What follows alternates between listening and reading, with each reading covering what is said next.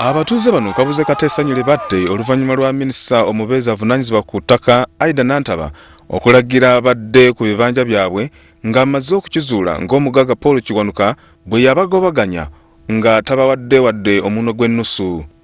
Nantaba atuukidde mu kuwandiika amannya gaabo bonna ababadde beemulugunya n'oluvannyuma abasabye bamukulembere bamulage buli omu we yali abeera wakati mu bukuumi obw'amaanyi era bakiri abantu bamusabira buwanguzi.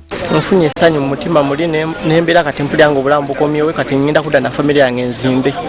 Naye kati engeri gyempereddwa ekibanja ngenda kudda mu kibanja kyange nzimbe nfune emirembe. Ngenda kudda mu kibanja kyange nzimbe ntuule nnime.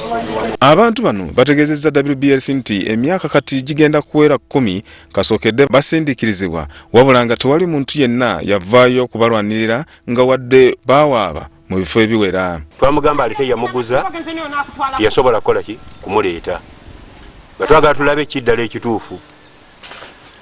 Ku ssaawa envannyuma nze nampaŋŋangusa nanfuutula kuno nenkola ki nenziruka. Natuwanga ssente naye ng'ateera za kawunga muveeyo mugende njaba sibanga nasiba Saddaamu olabi naye kati kambamu obusente mugende mutandika kugula akawunga kubanga kwanjala.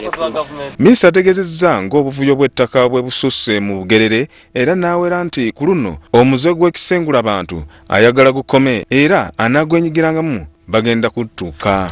Omusajja Eriya Paul Kiwanuka agambibwa okusengula abantu ku ttaka lino tasobose kulabika kubeerako by'atangaaza nga wadde tusiibye tumunoonya.